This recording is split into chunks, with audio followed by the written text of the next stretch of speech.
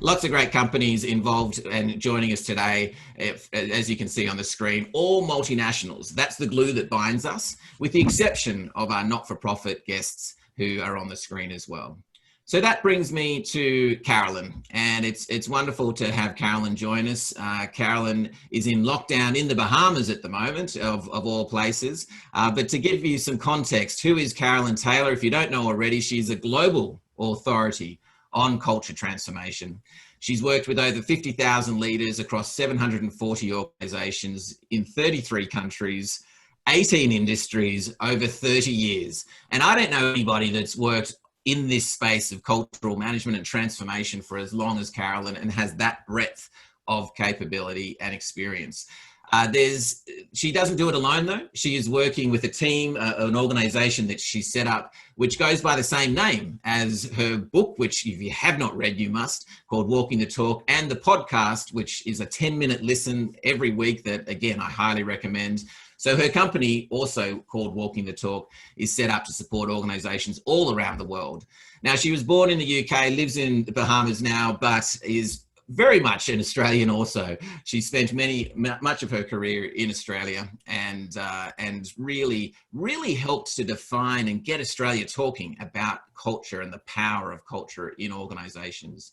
So, I guess, the concept is relevant when Dilbert takes the mickey out of it. And there's certainly plenty of comments about culture, according to Dilbert. This one is one of my favorites. But it hasn't always been that way. And when Carolyn started out 30 years ago talking about culture, it really wasn't a topic that many people referenced at all. So with that, I'd like to stop the share, introduce to you, welcome Carolyn onto the conversation. Thank you.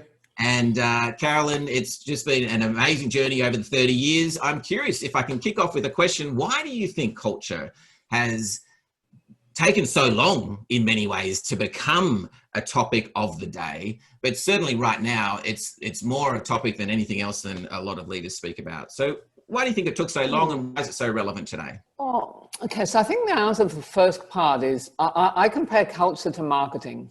So I remember marketing in the 60s when most organizations really only had sales, and marketing was kind of a bit of an add-on that people thought was a bit weird, and did we really even need to invest in it? And it's become, obviously, as we all know now, that one of the key management disciplines. And I feel that culture has the same level of impact and is going to become as significant as marketing was, in terms of it's a whole new body of thinking. It's a new leadership and management discipline. It has taken a while to get off the ground. I think one of the reasons is because perhaps it's quite hard. It takes a while to really understand what it is. I think a lot of people were very vague about what it meant. So there was a lot of effort in the name of culture, probably, that wasn't very well targeted. It got confused with engagement for a long time. So it's taken a while for it to really gain credibility. And then, of course, there were a few disasters which helped, because the media got onto it. So now the media says everything is about culture, which has been good for our business and probably good for everyone in terms of understanding it really does make a difference. And you just made reference to engagement. I think a lot of people do still get the two mixed up, and maybe, you're splitting hairs here. Yeah. But how do you differentiate between engagement and culture? Okay, so engagement, as I would define it, is whether or not people are happy and love being with you. Culture, the definition we give of culture, and I think if you're going to get really serious about culture, you need to be quite precise about what it is. The one I find the most useful is that it is the patterns of behavior that are encouraged and discouraged and tolerated, and we'll come back to that, by people and systems over time. So it's not about how people feel, it's about how they behave. And in fact, when you change culture, some people don't like it. Because I might be very engaged with your organization, because I was walking to a client this morning where their main cultural feature is that they are really nice. They're a really, really nice organization. They're really nice to each other. They're now trying to introduce much more performance orientation, accountability, an accountability focus. Not everyone who works there is going to love that. Yes. The people who are going to love it are the people who love being accountable. So ultimately, they will become highly engaged. At the moment, those people are leaving because they get frustrated because the organization is actually quite sloppy on delivering and so on and so on. So engagement is an outcome of having a great culture, great engagement, but you can have high engagement scores and have the wrong culture. And there's been for example, people in Volkswagen were very highly engaged, but unfortunately they were also, putting pieces in the cars about emissions that, so there was some unethical behavior going on. Yes. So high engagement is not guaranteed that you're going to have the right culture.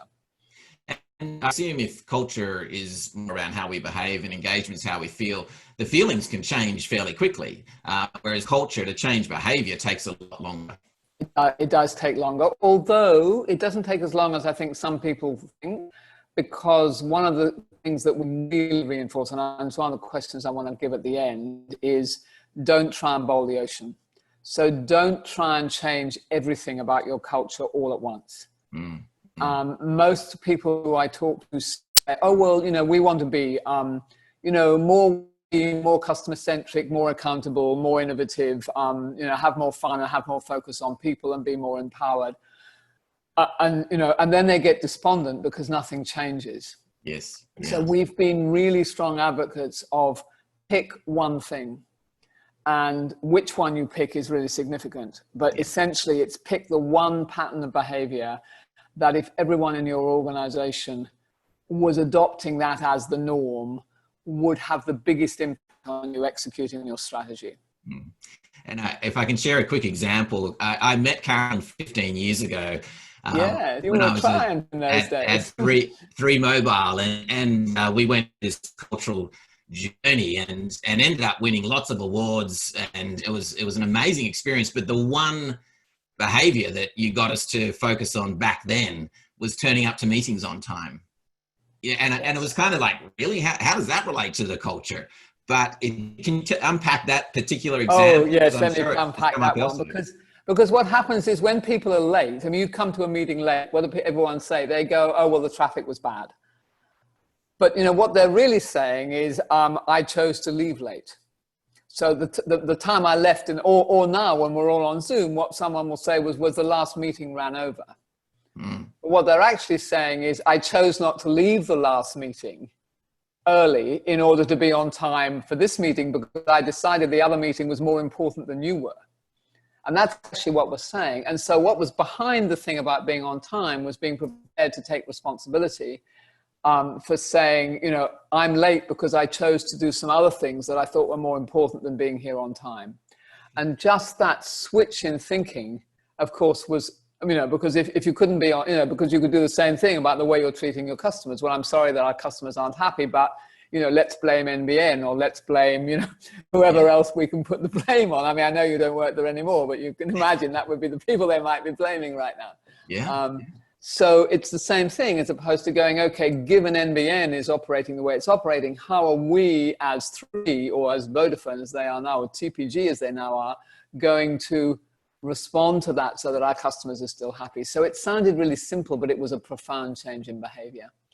And it gave everyone permission and greater levels of self-awareness as to when they were using excuses, when they were blaming somebody else. And so just that micro behavior opened up this incredible level of awareness across the entire organization about when we were sort of, as you say, going below the line and actually not taking responsibility. And it was, again, and so to your point, we often overcomplicate cultural change. And I think that layer took about a year or so, if I remember, Rich. And then I think you layered in a couple more things. Sure. So, and that's the way we like to suggest that people do cultures, pick a behavior. So for example, if you know that you're an arrogant organization and you tend to push products onto your customers rather than really listen, you might just pick the behavior of listening. Listening to customers, listening to staff, listening to, everyone. That, you imagine what it would take to actually have listening as the norm across your whole organization. That would be a fantastic achievement if your problem is that you are a bit arrogant as an organization. You've got to work out what your issue is. Yes. But, or for example, doing what you say you're going to do as a norm. So that level of accountability. So one of the questions I'm going to ask at the end is, what is the one behavior that if everyone adopted it would make the biggest impact on executing your strategy? because just getting that one behavior as a pattern of behavior that is the norm across your whole organization, that is doable in a couple of years. And that's why I said, Rich, it is, you remember, we were actually able to get that really embedded, mainly because of the work that you all did.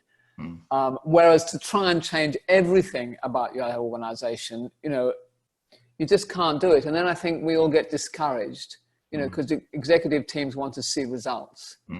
And so that's when it all goes a bit soft and fluffy, and often people will give up. Got it. Yeah. And just going back to your definition, I really appreciate the point in there around the behaviors you tolerate. And that becomes part of the culture that you have, not just the behaviors you encourage or discourage, but also the behaviors you tolerate. And I'm sure you'll have seen the sort of, I'll send it to you if you haven't, and we'll include this in the resource list, but there's a wonderful clip with Lieutenant General David Morrison talking about the behaviours in the Australian Army and how he was putting an end to tolerating behaviours that discriminated based on gender. And it was a very powerful, it kind of went viral because it was such a hard-hitting message. But it was, no one in the Australian Army was left in any doubt as to that behaviour being appropriate or otherwise. And so can you tell us a little bit more? Because I think often companies, again, they do focus on, well, we want to encourage this behavior, we want to discourage that one. But I think often where they get it wrong is in the fact that they're not calling certain behaviors for actually detracting from the culture that they're leading. Because of course we all find conflict difficult, and that's the one that we will tend to avoid. And the reason that I like the definition we use, which is that it is the behaviors that you encourage, discourage, and tolerate, is because within that definition is the action that leadership have to take. Yeah. So apart from walking your own talk and role modeling, which is a whole topic in itself, the second big, leaders have three key roles. One is role modeling itself, but the other is this role of encouraging, discouraging, and tolerating. And then the third one is lining up the systems and processes and things that you control. But if we just focus on the tolerating one, yes. I know, many of you may be organizations who have safety as a very strong value. If you talk to any of the great safety organizations, they talk about never walking past an unsafe practice. And, which is similar to what that story you just gave about the Australian Army, I think, Rich, is. And people say to me, yeah, but safety is very easy because, it's very black and white. But I remember back, because I've been doing this for a long time, in the early days when people were really getting serious about safety, it wasn't black and white, what is safe and what isn't safe. So, for example, near misses were not really focused on in the early days and are now considered to be the actual key to getting a safer organization, because near misses obviously are the situations where, by the grace of God, you didn't kill someone, but nevertheless, many of the patterns of behavior that lead to unsafe are in a near miss as much as they are. So the definition of what is safe and what is not has got much more sophisticated. And if you're going to go ahead with your, whatever you choose, let's say, for example, you want a one-team enterprise-wide organization, what that means precisely and what you tolerate and what you don't tolerate is something you've got to start defining very clearly. And the clearer that it gets, the more you can then start to not tolerate, not by firing people necessarily, and I'm not certain what he said in that clip, but simply by being very, very clear when you see the behavior that isn't the way we do things around here. Yeah. So I think, actually the last episode of my podcast was about sort of the gentle art of not tolerating. That's it. Yeah. The quote that he became famous for is, the standard you walk past is the standard you accept. And so that's the same. Yeah, that's the same. And I think in some ways he almost didn't go too far, because I think if you walk past a standard, you're almost encouraging it at its worst.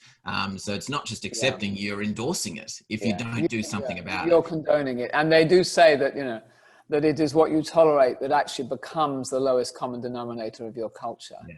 And then what happens? There is a way to do it gently. I appreciate that point. There is a way, yeah. You simply have got to point it out. But you've got to be very clear what good looks like and what bad looks like. Yes. Yeah. And that's not as easy as it may sound. Yes. On safety, as I said, now you can say it's black and white. But on things like, operating as one team, really what does that mean? I mean, we've done some work recently around the fact that if you seriously want to be an enterprise, one team organization, one of the criteria is that the team of which you are a member has to become your number one team. Yes.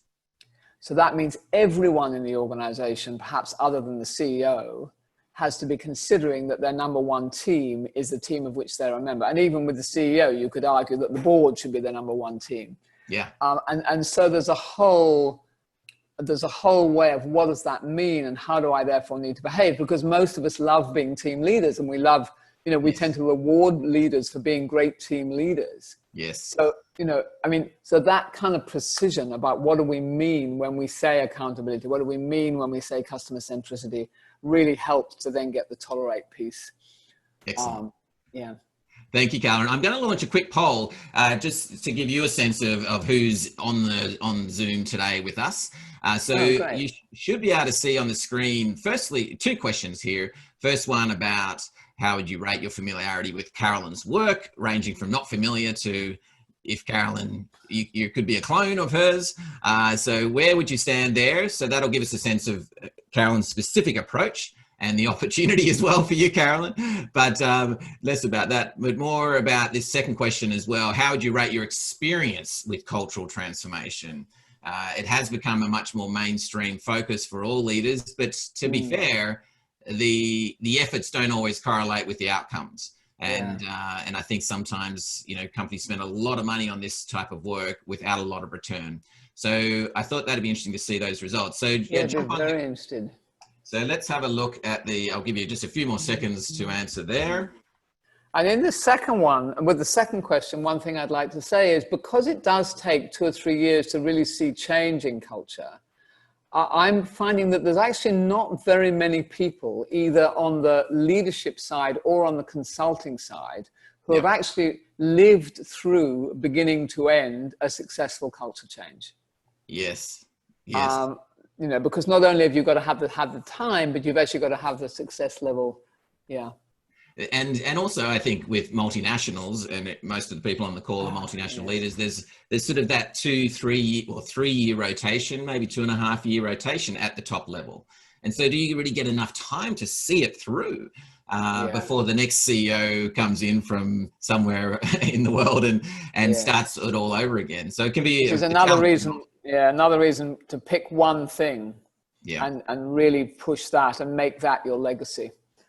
So just having a quick look at the polls, and apologies for anyone that's dialed in via the web browser with Zoom, unless you're on the app or the sort of the official version, you don't get the full functionality, but you hopefully can see the results. I'll mention them if you can't. So in response to the first question, how would you rate your familiarity with Carolyn's work? So about half familiar and half not familiar. So that gives you a bit of a sense, Carolyn, as to who's it's nice to meet the rest, all of you.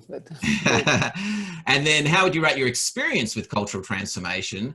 So, one person never worked in my experience, and that can be the case, absolutely. But it looks like the majority have experienced sort of failures and successes about even. And then interestingly, 34% more successes than failures. And that correlates with that research around, about 70% of organizational change fails. So here we've got 30% more successful than not. So you can see the numbers sort of correlating there. So that's quite interesting and great to see some good success stories. Yeah, and it would be great to hear, we probably won't have time, it'd be great to hear what has been the evidence of the success, and are you now seeing that evidence cascade through into the business imperative for which you actually started on the culture journey? That's great. Well, let's pose that question. So if you open the chat feature on Zoom, we'd love to hear your thoughts. So for those that have seen success through their cultural journey, how do you know? What are you seeing that actually gives you data to say that, yep, this journey has worked? So anybody that's happy to jump on the chat feature. And how is that translated through then into the business? Because the work that I get very excited about is when a client comes and says, we're working with a client at the moment of the organization where the new CEO has come in and his absolute strength is prioritization. He is amazingly good at setting a clear strategy and saying, this is what we're going to prioritize. And so the cultural feature that he's looking for, one of the cultural features, is people who are prepared to take that risk of going, we'll do this, but not that. Because he knows that if he gets people who will do that, that will then follow through on the prioritization of, this is the strategy that's going to be a winning strategy. Yes. And so, the way of measuring that is going to be the extent to which they stick to the strategy rather than wandering off and, as can often happen, doing a whole lot of stuff that wasn't actually on strategy. And so the ability to say no is one of the behaviors they're looking for. And we're sort of touching on the business case for culture, because it's for people that are new to this space. The whole point of it is to enable you to achieve your business results. So I love the question that you posed before, which is, if you've achieved the cultural transformation, how is that translated? What are you seeing that's different in the business that's driving the outcomes that the business is all about? And it's got to keep coming back to that. It's not a, sometimes I think that's the difference between engagement and culture as well. Engagement strategies can feel like we want to create a great place to work, but culture is more than that. And obviously engagement is as well. I don't want to do a short service, but culture is ultimately, it's there to enable your business's outcomes, whatever they may be. Yeah, and I think for a long time, and even now, you will often hear people say, "Well, we need to do culture because we want to keep people. We want to attract great people." And that is a good reason, because if you get the right culture, you will attract people who have those features. But I have always felt that the bigger objective is to say, this is what we're trying to do in the market, and how do we need people to behave, and also what is the risk to that strategy if people don't behave that way. Yes. Yeah, great questions. Wonderful questions. Well, thank you. There's some chat coming through, so thank you for those that are submitting their results there.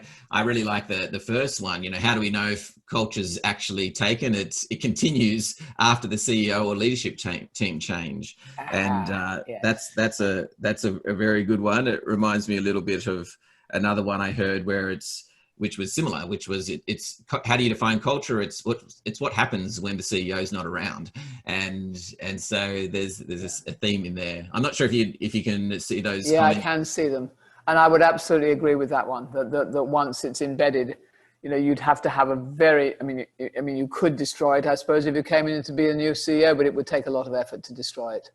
So that's fantastic. Yeah, and the way people make decisions. Oh, Meredith, hi. Sorry, I'm just seeing names I recognize. Yes. Wonderful, wonderful. Well, we've sort of got another 20 odd minutes or so before we wrap up and pose those questions for the teams to consider. So please do submit any questions as well as those comments. We'll share these comments with everybody in an anonymized fashion after the call. But any questions that you've got for Carolyn as we're going through, very keen. Danny's going to be tracking those, and we'll throw to her to ask them if and when they come through. Can I just make one comment looking at the chat?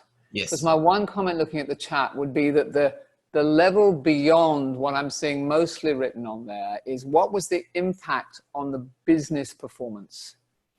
So, we created this feature in the culture, and because of that, we were able to treat customers differently, or get products out the door faster, or prioritize certain things and not do other things, and so on. Because I think if you can make that last link, most of what's written in here is about, it's how people are feeling now and what we're focusing on internally.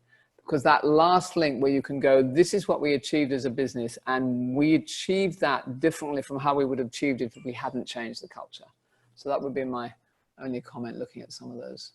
Excellent, excellent. And that leads me to another question for you, which was, where do you see culture typically residing? Who owns culture? And a question for everybody on the masterclass as well, to answer in your own minds, who owns the culture in your business? Because I think you're right, Carolyn, often it sort of falls into an HR remit, and that's understandable and appropriate in many ways.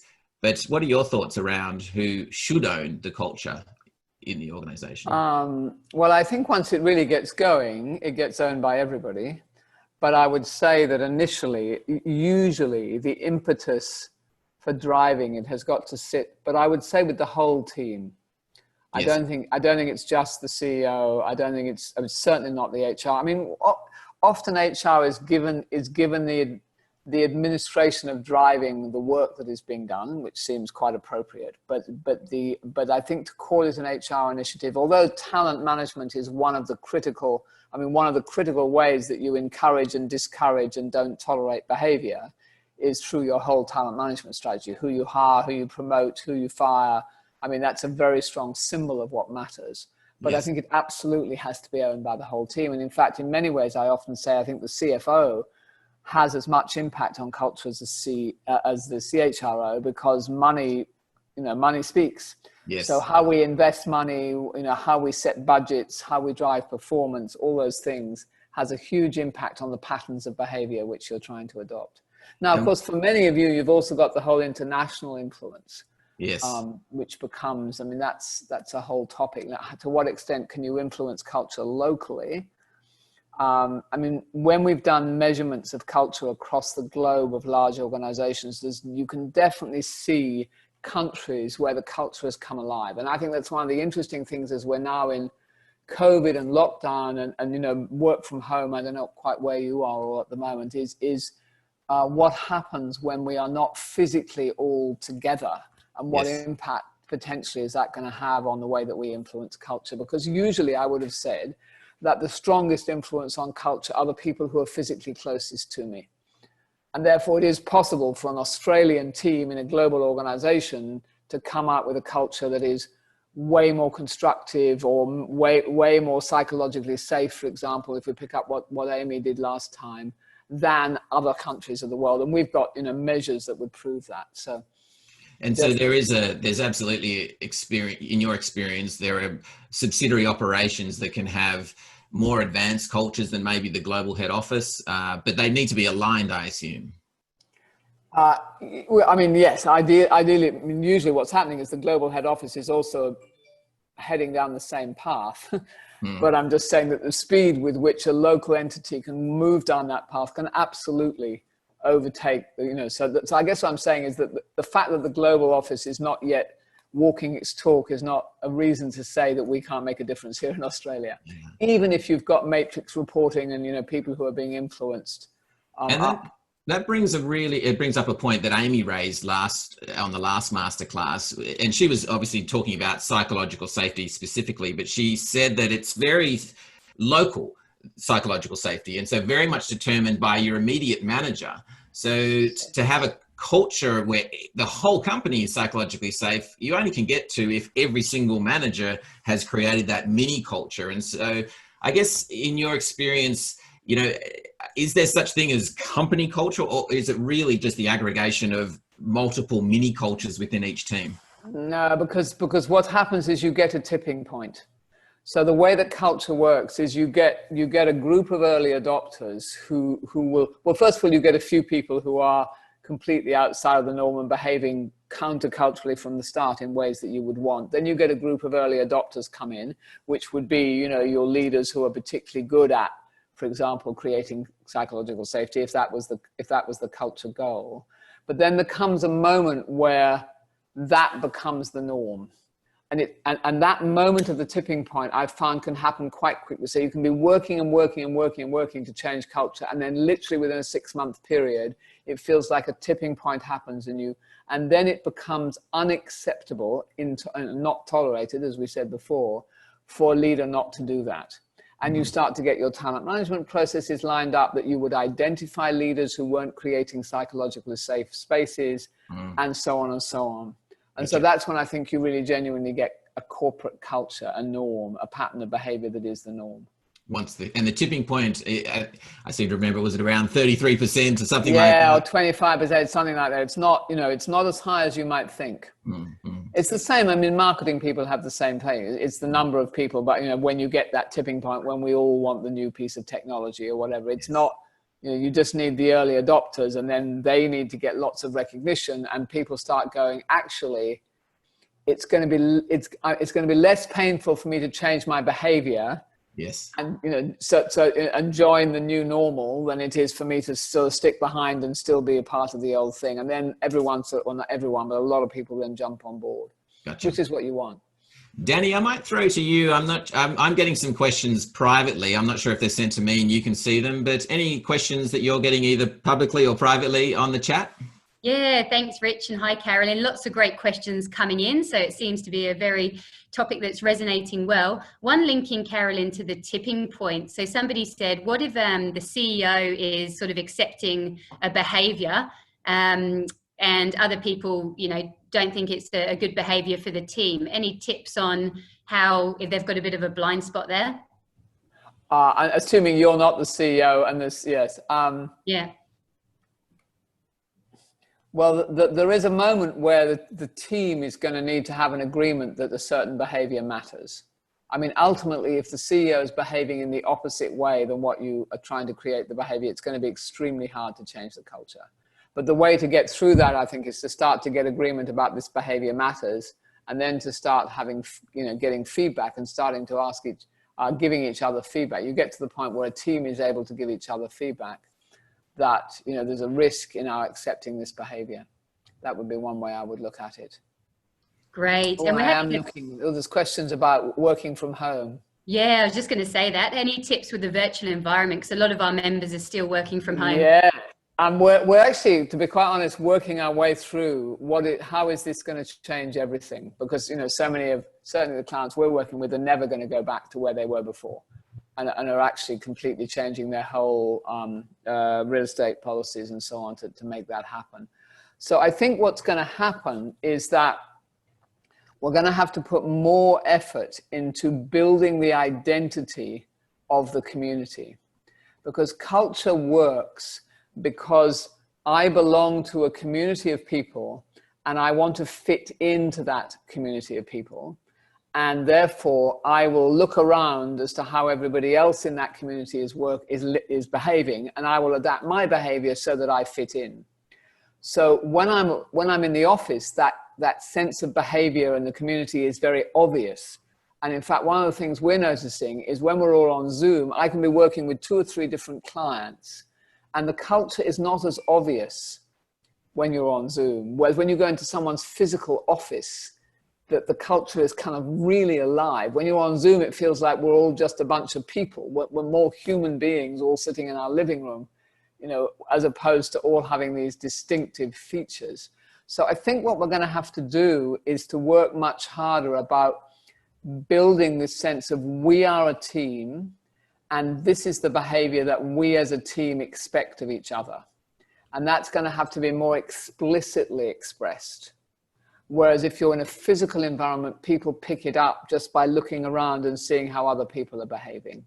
I mean, some behaviors, I think, like, turning up on time, for example, I mean, they're not going to change. But one of the things we are finding, which is really exciting, is Zoom is a big equalizer. So when all of us, are a 1-inch by 2-inch little frame on a screen, we're all much more the same people. Hierarchy disappears to a large extent.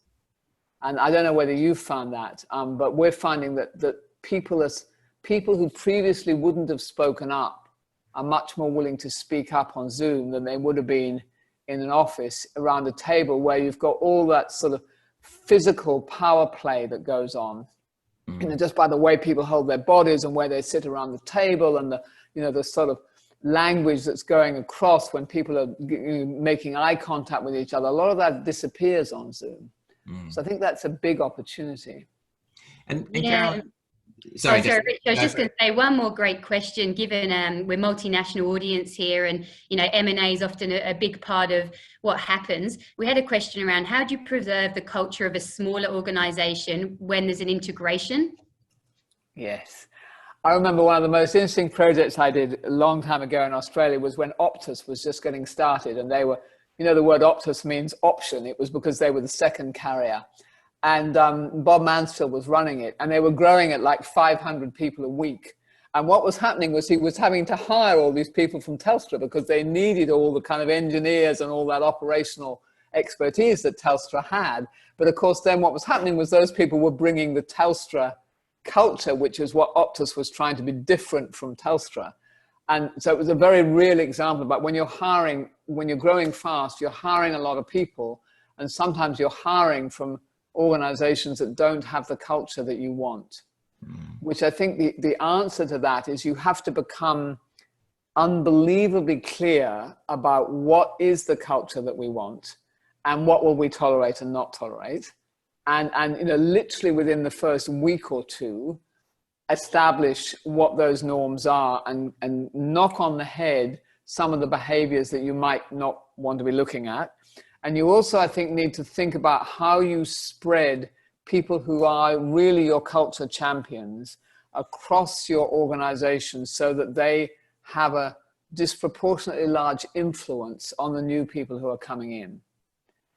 So there's a risk if you start hiring very senior people and you've got whole parts of the organization who are being led by people who you're not sure are your culture advocates yet. That's where you've got to be very careful. And it's interesting, you know, many of the global organizations, like, for example, we're working with Embevi, who is a Brazilian beer company who then bought Anheuser-Busch in the US and one of the big Belgian brewers.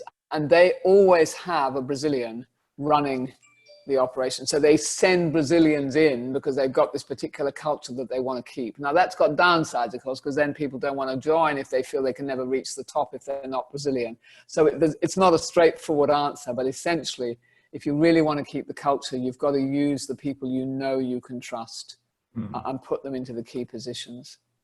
And Carolyn, a question I've received, which I'm not sure if Danny can see from one of our CEOs, is how do you work out what culture you need? What's the, you know, how do you work out where that focus should be? Okay, so I would use the question that I had before. So so there's two parts to it. The first thing is, what is your strategy? So what are you trying to achieve strategically? And normally in my book, I have 6 archetypes, which are customer-centric, innovation, one team, achievement, accountability, people first, and greater good. And there's detail of all of them. And usually the answer to that question in terms of what are we trying to do strategically leads you to say one of those 6 is the most important.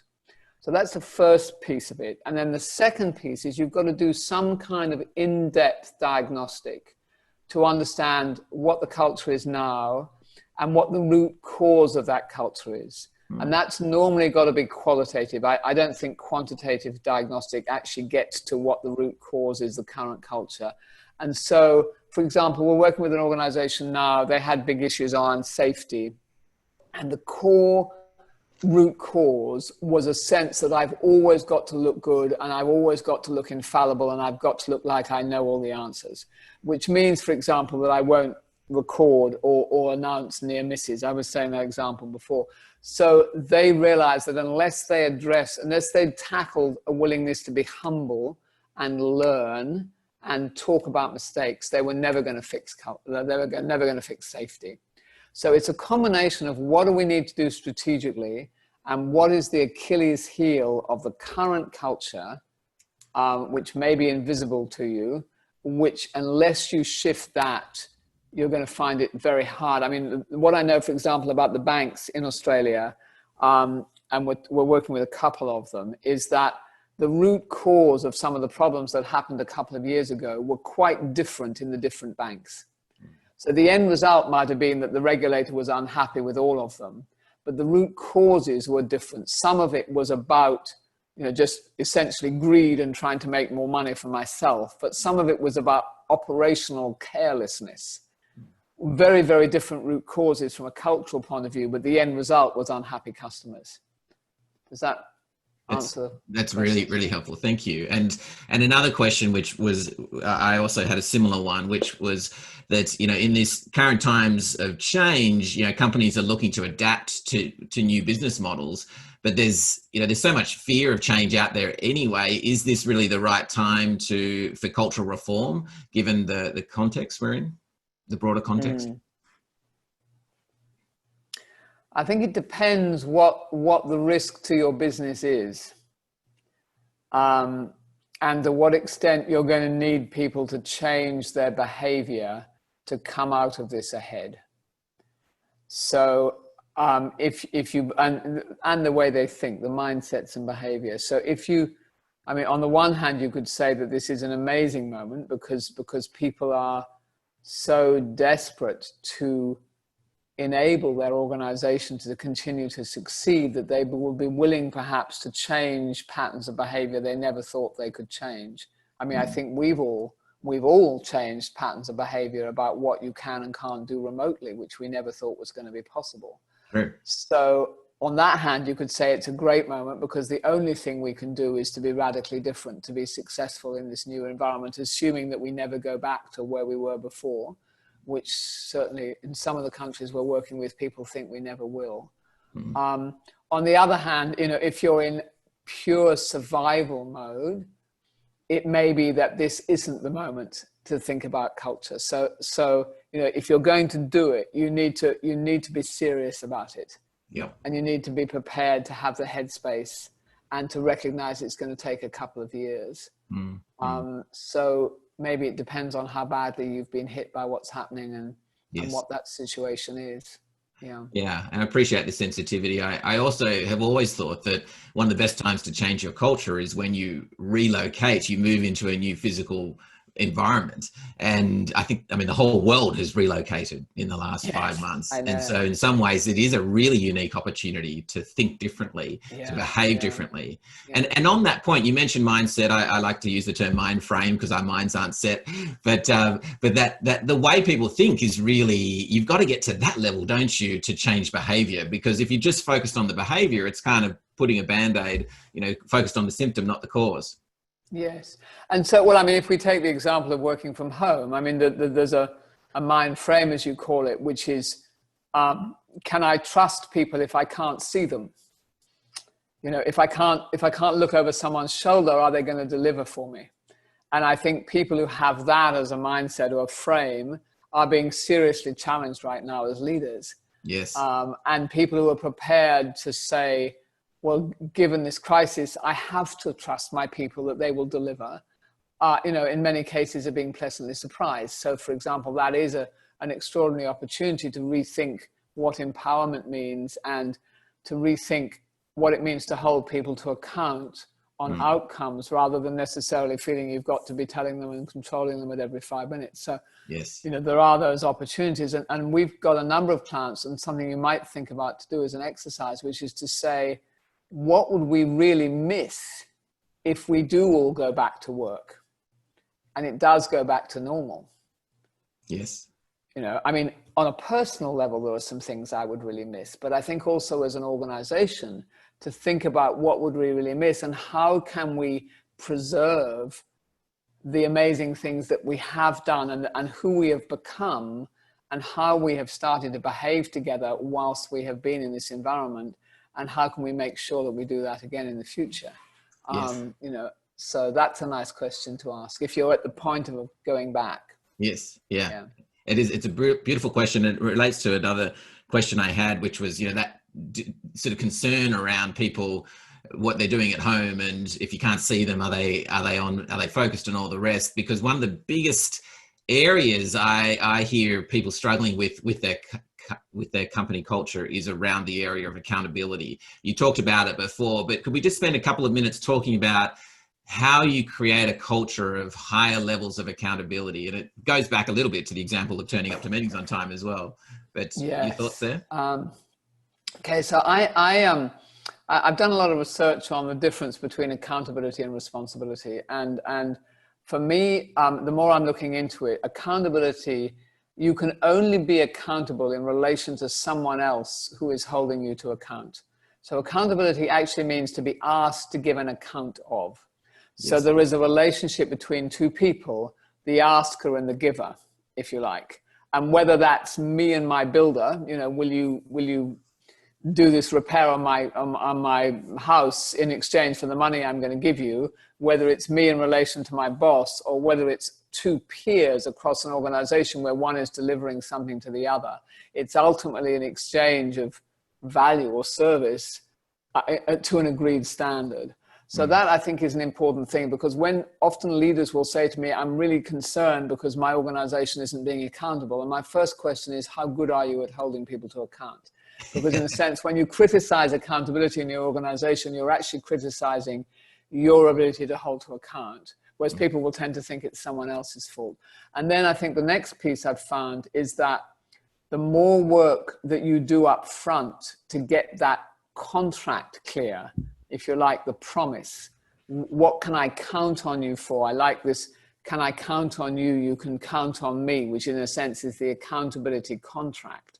The clearer that is at the beginning, the more people then own what they have committed to, and the more likely they are then to deliver.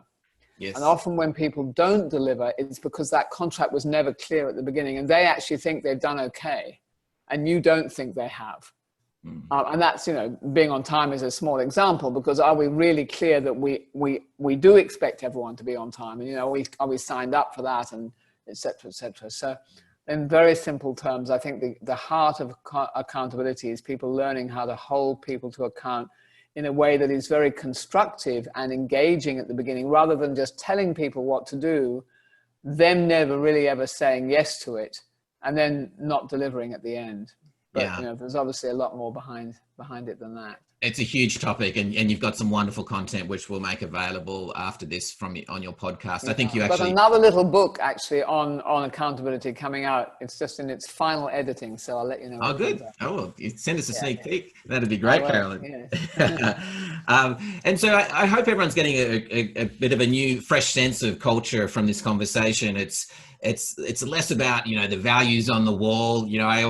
Everyone always laughs about how Enron had respect, integrity, communication, and excellence on their walls, and look what sort of culture they had. And so it's not about what's on the walls. It's what's going on between your ears and how you behave and turn up every day. It's the standards that are encouraged, discouraged, and tolerated. One thing we haven't talked about is systems and symbols. Well, there's two things, aren't they? But, my understanding is you believe systems can be harder to change, but certainly drive the culture. But can you just talk a little bit about symbols? Because that's one of the fastest ways you can change culture. Yes. So symbols essentially are decisions that are made where you choose one thing over another, and where people look at the decision you've made and go, that's symbolic. So, for example, who you promote is highly symbolic. Yes. Because you could have chosen 50 people. The one person you choose to promote tells everyone in the organization what you truly value. So you promote, you say we want customer centricity, and then you promote somebody who doesn't care about customers at all, but is only interested in making the next sale. You've immediately undone all the effort you've put into saying that we care about customer centricity. So I like to think about symbols as moments where you have a limited resource and you have to choose one thing over another. How you spend money is very symbolic, because again, none of us have enough money. So what we choose to spend money on tells you what you really value. How you spend time is very symbolic. So for example, if you start the topic you have first on your agenda is symbolic of what you value, because that's the one you will always get through in a meeting. The ones at the end you may not get to because things run over. So time, money, and who you choose, people are highly symbolic. Yes. And often you can change that quite quickly and, without spending any money. And if you look at the way you spend your time and the way you invest your money, and think about what message that sends about what you or what your team truly value, and then think about what could we do differently that would say that we're now valuing something different. Because in the end, culture change is about reordering to some extent the hierarchy of your values. So putting something to be more important that previously was less important, and then backing that by changing, for example, how you invest money. And you're starting to walk your talk, because you're starting to make decisions that are in line with what you say you truly value and what you want your culture to be about. Wonderful, wonderful. Carolyn, we've got only a couple of minutes left. I'm just going to share my screen again. I'll get it right this time. And with the 3 questions for people to think about. So if you would like to take a quick screenshot of this or a photo with your phone or whatever the case may be, because these are the 3 questions we'd love to leave you with to discuss as a team right now, or in 5 minutes anyway, once this Zoom session finishes. Can you just quickly talk us through these? You've touched on I think the first 2 we've certainly gone into in quite a lot of difference. So how do you need people to think or behave differently from how they do today to execute your strategy? I think that really helps you to understand. And the different from how you are today goes to what is your current culture. If you have challenges and you're not sure what the root cause of your current culture is, that's something, we've got a team in Australia, we can certainly help you to look at that. But it's really think about, how do people think now? How would it need to be different? The second one I said before, what is a single behavior that if everyone displayed it most of the time would make the biggest impact on your success? Both of those questions are about narrowing down your focus on culture so you actually do get results in a year or 2 rather than feeling like you're boiling the ocean. And then the third one, what would it take from you as a leadership team to enable that behavior as the norm? And there it's about 3 things: your own role modeling, so your behavior, the symbols we talked about before, which is what could you do that would symbolize that you now really value that behavior, that you encourage it and that you won't tolerate the opposite. And then the third one, are there any of your organizational systems, like your talent management process, for example, or your budgeting process or something like that, which if you changed it, again, would facilitate that behavior emerging. So those are big questions. The third one in particular is a huge question. Yes. But I wish you every success in thinking those questions through. Thank you, Carolyn. And look, in the half an hour you set aside, you're clearly not going to get to all of them. So my suggestion is pick one of these to talk about in the next half hour, and then agree when you're going to discuss the next 2 and who's going to take sort of the lead on these moving forward. Carolyn, that sort of brings us to wrapping up the session today. And as thanks for you got some great joining us. We've made a donation to a charity of your choice. Can you tell us just a quick 10, 20 seconds on HSDR? Yes. Yeah. So I live in the Caribbean, and in the Caribbean there are huge numbers of stray dogs and lots of puppies and so on. And there is this in Bahamas where I live, the dogs are called pot cakes because they traditionally they're mongrels, but they were traditionally given the cake of peas and rice from the bottom of the pot. So they're called pot cakes. And there's this extraordinary link that has taken place between the country I live in and Canada, where these pot cakes from the Bahamas have become marketed. They're called Royal Bahamian pot cakes. And they've become this kind of status symbol of this amazing dog. They are the most fantastic dog. And there's this whole community in Bahamas and in Canada of people who fly these dogs up to Canada where they have whole new homes. And we've got really involved in fostering them and in being a part of and in sponsoring these various people who put one dog in their hand luggage and they fly it up to Canada. And every now and again you get 50 dogs who get into a hold of this airplane. So it's very Caribbean, it's very Bahamian kind of I love it. It's story. Wonderful to be able to support it. Yes. So thank you, Carolyn. Thank you for your time today. Thank you, everybody, for joining us. We will be sending out to you support materials. If you'd like to connect on LinkedIn, please do that. Every day we post tips to tenfold your leadership and life. And you can subscribe as well to us on Tenfold Australia to get those tips on a weekly basis. We'll get those questions to you. All the best with your next conversation. And just to give you a heads up, our next masterclass is with Professor Julian Birkinshaw from London Business School. It's at 4 p.m. though, because he's in London. So the time zone difference is a little bit different to most of our North American speakers that we've had so far. And then after that, we've got a range of wonderful speakers. And I wanted just to highlight Patty McCord because she created the culture at Netflix. And so she'll be joining us in December. So a really relevant conversation to the one that we've had today. But we're on the hour, and to honor your time, I'm going to wrap it up right now. Thank you very much again for your time. My name's Rich Hurst. I didn't introduce myself before. I'm the CEO of Tenfold Australia, and we really appreciate you joining us. Carolyn, good evening. Thank you again. Lovely to catch up, and thanks all for joining us today.